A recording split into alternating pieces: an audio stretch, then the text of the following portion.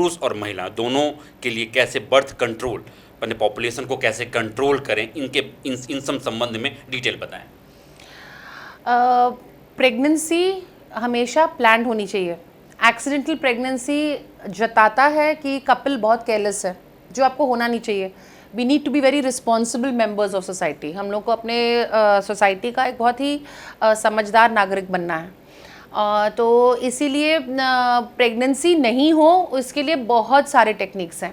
अगर आपको कोई बच्चा नहीं है, यू आर अ नल्ली पैरस, मतलब कोई बच्चा आप कभी पैदा नहीं की हैं, तो ओरल कॉन्ट्रासेप्टिव पिल्स, जो गोलियां होती है, गर्भ निरोधक गोलियां, जो 21 दिन खाते हैं 7 दिन छोड़ते हैं, वो आप 2 साल तक इस्तेमाल कर सकती हैं। आजकल बहुत लो पावर का आ गया है, जिसमें साइड इफ़ेक्ट्स ना के बराबर है, और ये बहुत, इसका 100% रिजल्ट है। अगर आप अच्छे तरीके से वो गोली खाती हैं और समझती हैं कैसे खाना है, तो इसका जो रिज़ल्ट है उसका, there is no failure rate in this, 100% है कि आप प्रेग्नेंट नहीं होंगी।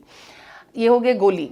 फिर दूसरा है, अगर आप एक बच्चा पैदा कर चुकी हैं तो मल्टी लोड, आज पहले ज़माने में कॉपर्टी लगाते थे, पर अब मल्टी लोड आ गया है। और भी बहुत सारी चीज़ें हैं जो इंट्रा यूट्राइन डिवाइस, यूट्रस के अंदर कुछ डाल दिया जाता है, और जब यूट्रस के अंदर कुछ डाला जाता है तो प्रेगनेंसी उसमें नहीं होती है, पर इसका फेलियर रेट होता है। बहुत कम है फेलियर रेट, पर इसमें फेलियर रेट होता है।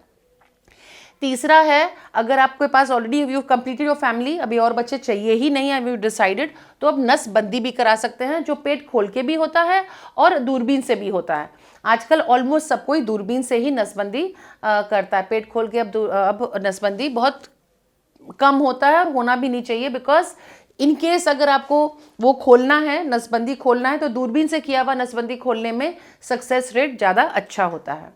फिर उसके बाद आप लोग व्हाट यू कॉल दैट, आपको अपना मेंस्ट्रुअल साइकिल का पूरा समझना चाहिए कि जिस दिन आपको मेंस आता है वो आपके अगले साइकिल का पहला दिन हुआ, उस दिन से आपका अंडा बनना शुरू होता है। और जिन लोगों का साइकिल 28 डेज का है या 1 महीने का मान के चलिए, तो वो धीरे धीरे अंडा बड़ा होता है। जैसे मून क्या है, नो मून से फिर आप फुल मून में आते हैं, फुल मून से फिर वो आप नो मून में जाते हैं। तो हम लोगों के शरीर में भी उसी तरह से अंडा 0 से फिर वो बड़ा होके 14th डे पे वो फूटता है। यदि उस समय उसको स्पर्म्स मिल जाते हैं, कीटाणु मिल जाते हैं, तो वो प्रेगनेंसी होता है।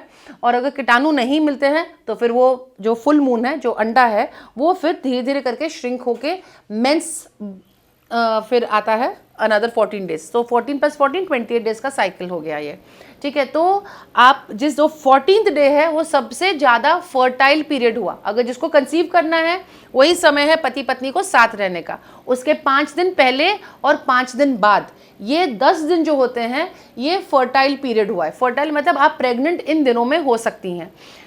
इन अदर वर्ड्स, बाकी जो 20 दिन हैं जो बच गए, 10 दिन इस तरफ और 10 दिन इस तरफ, वो दिन हुए जब आप प्रेग्नेंट नहीं होंगी। तो वो दिन आप लोगों को कोई कॉन्ट्रासेप्शन यूज़ करने की ज़रूरत नहीं है, पर इसका अगेन फेलियर रेट होता है, क्योंकि एग्जैक्टली 14th ही डे अंडा फूटे वो ज़रूरी नहीं है, 2, 4, 5 दिन ऊपर नीचे हो सकता है। तो यूजली ये कैलकुलेट करना थोड़ा कठिन हो सकता है, बट लगभग मान के चलिए महीनवारी के 10वें और 20वें दिन के बीच में कॉन्डम इस्तेमाल करके साथ रहें या साथ नहीं रहें, या शुक्राणु को बाहर गिराएं, औरत के शरीर में ना गिराएं, किसी तरह का टेक्निक इन 10 दिनों में प्रयोग करें। बाकी 20 दिन आप लोग साथ रह सकते हैं थोड़ा लापरवाह होकर। मैम, महिला ही जिम्मेदारी क्यों उठाएं, पुरुष क्यों नहीं इसमें आगे बढ़े और बताएं जो नहीं सारी जिम्मेदारी महिलाओं को बर्थ कंट्रोल का दिया जाए, तो पुरुष क्या करें? जिस दिन एक कपल अपने आप को 2 अलग इंसान नहीं समझेगा और एक दूसरे की भलाई में ही अपनी भलाई देखेगा, दूसरे के नुकसान में अपना नुकसान देखेगा, आई थिंक ओवरनाइट समाज बदल जाएगा।